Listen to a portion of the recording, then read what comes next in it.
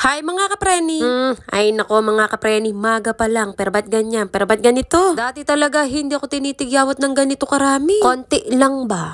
Bala ko na nga ulit magpa-check up. Bala ko pa lang pero hindi ko pa naiisip. Etong mukha ko na nga lang ang pinagmamalaki ko. Ay nako, mawawala pa sa akin. Saan kaya pupunta? May ilang piraso pang eyelashes. Napakadikit. Hirap tanggalin. Kayo na magtanggal kapreni.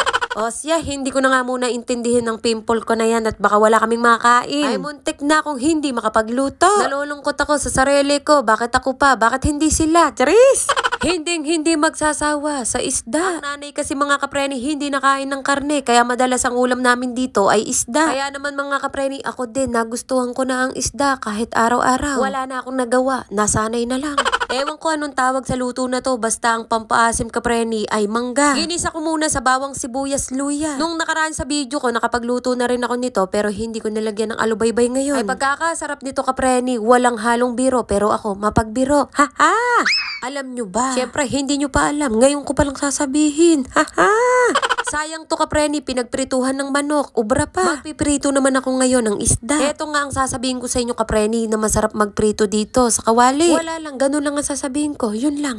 Nung isang araw, biglang may bumagsak. Kami ni Kuya Ken nasa kusina at si Ruichi nandito. Nagulat kami mga kapreni. Yung salamin pa lang narinig namin. Bumagsak. At yung may sala kapreni, ayaw umamin. Ayaw magsalita. Tapos bigla na lang siyang umiyak kasi nga nagagalit na ako. Siyempre, wala nang iba kundi ang Ruwi-Ruwi. Wala nang magagawa at dahil wala naman talaga. Kasalanan ba niya na doon nilagay ang salamin? At kasalanan ko naman kapreni dahil doon ko nilagay ang salamin. Ay huwag na magsisihan. Wala na. Nangyari na eh. Heto nga kapreni, nilinis ko ang dati kong salamin na nakalagay sa kwarto. Dito ko pa rin ilalagay. Makulit ako eh. Walang mapagpopwestuhan ng salamin kapreni. Dito lang talaga as in. Gagawin ko na lang ng dahilan. Ay paraan. Para hindi na makaakyat dito sa upuan si Ruwi at mapuntahan ng salamin. Nung unang gamit ko dito sa salamin kapreni, sinasabit ko lang doon sa likod pero natatanggal. Kaya tinuruan ako ng Daddy Chester ng dahilan. Ay ng paraan.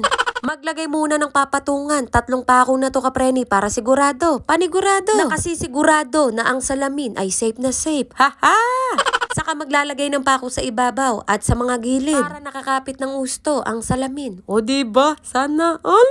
Iba talaga kapag may asawa kang matalino pa sa'yo. Kasi ko, diskarte lang ang alam ko. Kung papipiliin nga ako kung diploma o diskarte, wala akong pipiliin.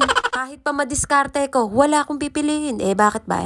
Ang hirap kaya mamili. Charis! Oy, bawal mo galit dito ha. Dapat ako lang. Sorry na. So naikabit ko na nga mga kapreni. Heto, tinaayos ko naman ng lagayan ng kung ano-ano. Apaka-ano mo, huwag kang ano. Matagal na nga itong nakatago kapreni. Ngayon ko lang nalaman na pwede palang ganituhin. Ganyanin ba kapreni? Ha-ha! Ay sinasabit siya kapreni. Ha-ha! Diyos ka! Ay ilang buwan ding plastic ang gamit namin. Plastic na nga. Ginagamit pa. Ay ano ba yun? Payat ko dito kapreni. Ay dito na lang ako palagi magtitingin-tingin ba? Maraming salamat sa mga nanood. Bye mga kapreni!